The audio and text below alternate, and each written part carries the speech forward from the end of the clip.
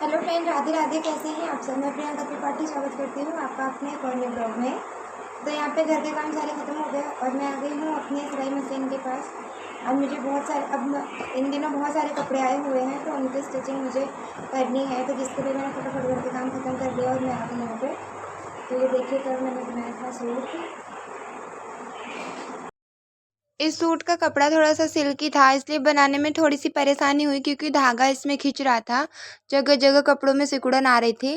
फिर बना लिया मैंने सोचा बना के प्रेस कर दूंगी तो ये अच्छे मतलब दिखने में ठीक लगने लगेगा। फिर बनाया, उसके बाद प्रेस किया तो जो इसमें सिकुड़न थी वो ख़त्म हो गई और कपड़ा बिल्कुल अच्छे से मतलब सूट बन के तैयार हुआ था।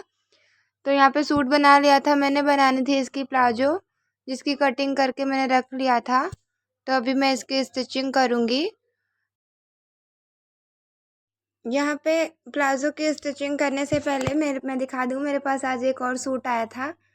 तो कुछ लोग ऐसे भी होते हैं, उनको सिलाई आती थी, मतलब वो करती थी अपना सूट, अपने कपड़े सिल लेती थी।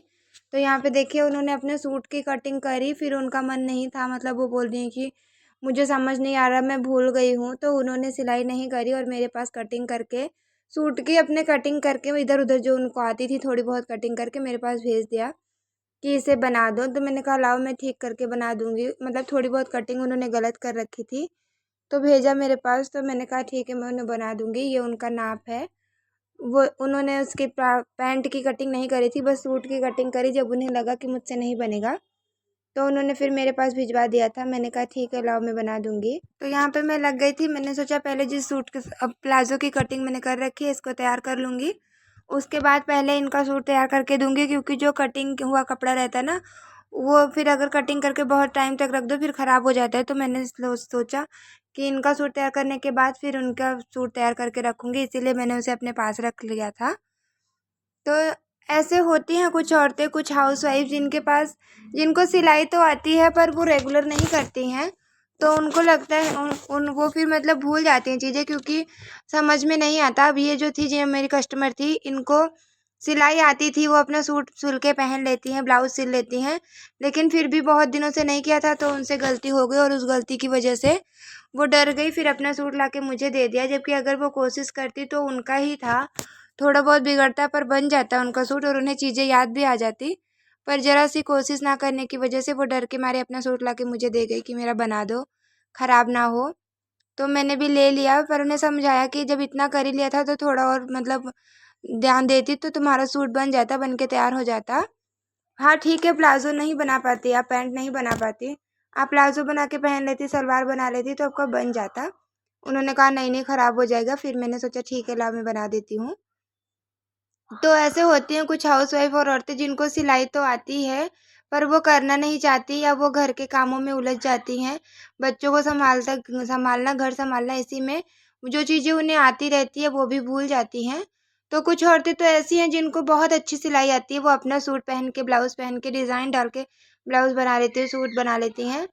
पर वो पहन नहीं, मतलब दूसरों के नहीं सिल पाती, एक डर की वजह से।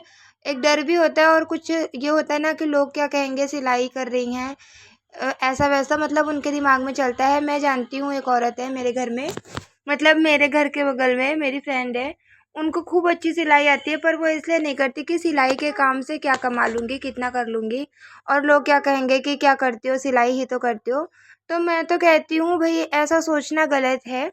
मुझे तो उनसे कम, बहुत कम सिलाई आती है, लेकिन फिर भी मैं सिलाई करती हूँ। ऐसा नहीं है सारी चीज़ें मुझसे अच्छी बनती हैं, कुछ थोड़ी बहुत गलत हो जाती हैं, कहीं मुझसे भी गलती होती है, एकदम परफेक्ट नहीं हूँ मैं। जो चीज़ें मुझे बराबर मैं करती रहती हूँ उसमें भी कभी कभी गलती हो जाती है, लेकिन फिर भी मैं करती हूँ क्योंकि मुझे ये नहीं है कि मुझे बहुत ज़्यादा करना है। मुझे अपने थोड़े से ही काम को लगातार करना है, थोड़ा थोड़ा करके ही मैं आगे बढ़ी हूँ और मैंने सीखा है चीज़ों को। तो मैं चाहती हूँ कि अगर आपको थोड़ी सी भी सिलाई आती है तो आप ज़रूर अपना अपना काम करें, लोगों के पीछे मत भागें, लोगों की बातों पर ध्यान ना दें कि सिलाई का काम छोटा है, उसे छोटा मत समझें। इस छोटे से काम से सबने अपने छोटे से काम से ही शुरू किया है और फिर उन्होंने अपने काम को बड़ा किया है।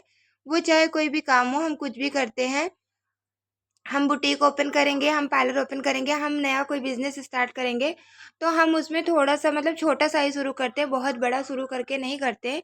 जिनको भी देखो जो बहुत जिनका बहुत अच्छे लेवल पे बिज़नेस है या काम है, बुटीक है, पार्लर है, आप देख रहे हो, उन्होंने भी बहुत छोटे से ही शुरू किया होगा।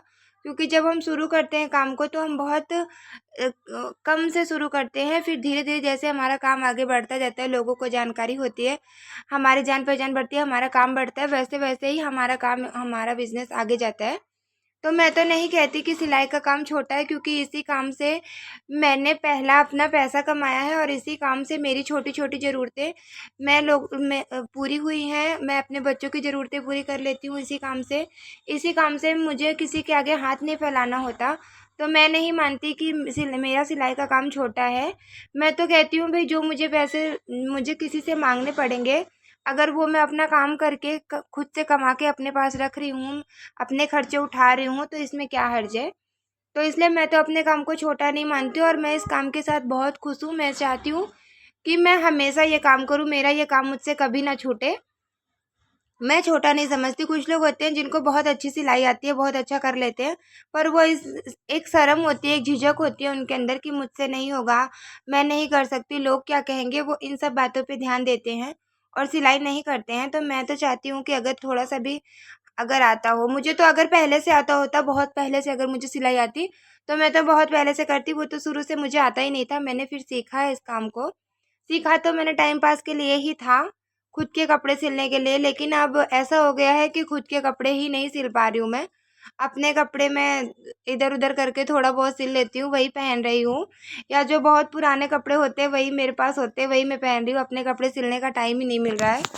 तो मैंने तो ऐसे ही सीखा था बस खुद को बिज़ी रखने के लिए, लेकिन मुझे नहीं पता था कि इस छोटे से काम से मतलब थोड़ी-सी सिलाई सीखने से मेरे जीवन में इतना सुधार आएगा, चीज़ें इतना सही हो जाएँगी, मुझे नहीं पता था। क्योंकि इस काम से ना मुझे जो इज़्ज़त मिली है वो मुझे मैं जानती हूँ, मैं बता नहीं सकती। क्योंकि जो चीज़ें हमारे साथ होती हैं वो हम ही समझ सकते हैं, दूसरा नहीं समझ सकता, या तो हमारे जैसा जो कोई कर रहा है वो समझ सकता है। तो मैं तो अपने सिलाई के काम को ना छोटा समझती हूँ, ना कभी समझूँगी, और मैं इस काम में ही आगे बढ़ूँगी धीरे-धीरे, जैसे-जैसे मेरे पास चीज़ें होती जाएँगी, मैं चीज़ों को समझती जाऊँगी। जैसे मेरा काम परफेक्ट होता जाएगा करते-करते, वैसे ही मैं इसी काम में आगे बढ़ूँगी, क्योंकि इस काम ने मुझे इज़्ज़त, पैसा दोनों दिया है। तो इस काम को तो मैं कभी छोटा नहीं समझ सकती, और ना मैं ये कहूँगी कि कोई अपने काम को छोटा समझे। जो काम हम कर रहे हैं, जिससे हमारी ज़रूरतें, हमारा खर्चा पूरा हो रहा है, उस काम को हम कभी छोटा नहीं समझते। तो आज का वीडियो मेरा यहीं तक था, और आपसे बातें करते-करते मेरा प्लाज़ो बन के रेडी हो गया है। इसमें रबड़ लाके मुझे डालनी है, रबड़ मेरे पास नहीं थी, मैंने फ़ोल्ड करके रख लिया है। और मुझसे जुड़े रहने के लिए थैंक यू। राधे राधे।